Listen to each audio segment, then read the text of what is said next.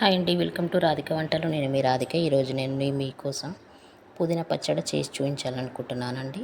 అందుకోసం నేను ముందుగా ఒక పెద్ద కట్ట పుదీనా తీసుకున్నానండి. ఈ విధంగా ఆకులు అన్నీ సపరేట్ చేసి పెట్టుకున్నాను. ఒక బౌల్ నిండా వచ్చిందండి నాకు పుదీనా. మీకు మెజర్మెంట్స్ కోసం చెప్తున్నాను. ఒక బౌల్ నిండా అయింది. ఈ విధంగా ఆకులన్నీ తెంచి పక్కన పెట్టుకోవాలి. సాల్ట్ వాటర్ వేసి ఫ్రెష్గా కడిగి ఒక స్ట్రైనర్లో వేసి వాటర్ అంతా పోయేంత వరకు వెయిట్ చేయాలండి. ఇప్పుడు ఒక పెద్ద నిమ్మకాయ సైజు అంత చింతపండు తీసుకొని నానబెట్టి పెట్టుకున్నాను.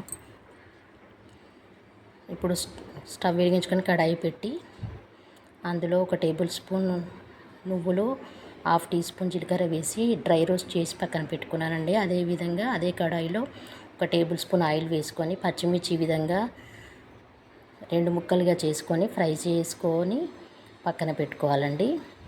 ఈ విధంగా 2 ముక్కలు చేయడం వల్ల మీద పడకుండా ఉంటాయి. ఇప్పుడు అదే ఆయిల్లో కడిగి పెట్టుకున్న పుదీనాని ఫ్రై చేసుకోవాలండి.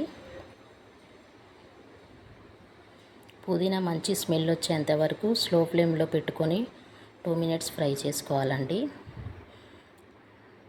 ఈ విధంగా కలుపుకుంటూ ఫ్రై చేసుకోవాలి. ఇప్పుడు ఇందులో ఒక పావు టీ స్పూన్ పసుపు వేసుకోవాలండి.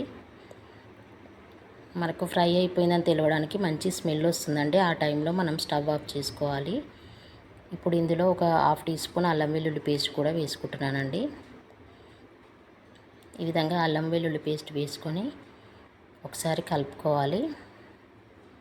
పుదీనా ఫ్రై అయిన తర్వాత అల్లం వెల్లుల్లి పేస్ట్ వేసుకొని ఈ విధంగా ఒక్కసారి కలుపుకుంటే సరిపోతుందండి. ఇప్పుడు ఇందులో ఫైనల్గా నానబెట్టి పెట్టుకున్న చింతపండు వేసుకోవాలి.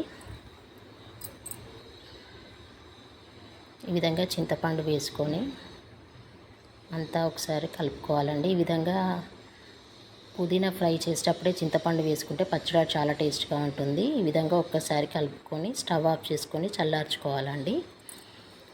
ఇప్పుడు చల్లారిపోయిందండి. ఒక మిక్సీ జార్ తీసుకొని ఫ్రై చేసి పెట్టుకున్న నువ్వులు, జీలకర్ర వేసుకొని పౌడర్ చేసుకోవాలి.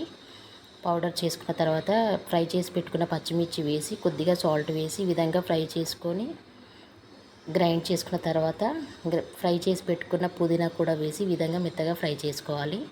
అదేవిధంగా ఒక పెద్ద ఉల్లిపాయ తీసుకొని ఫైనల్గా అందులో వేసి మెత్తగా గ్రైండ్ చేసుకోవాలంటే తీసి ఒక బౌల్లో వేసుకోవాలి. ఇప్పుడు పచ్చడిలోకి పోపు రెడీ చేసుకుందాం.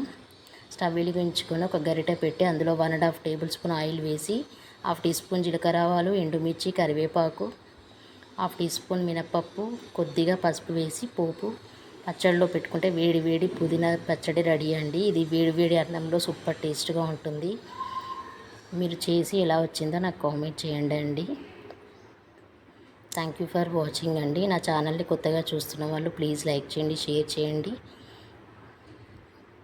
మరిన్ని వంటల కోసం నా ఛానల్ని ఫాలో అవ్వండి. థ్యాంక్ యూ అండి.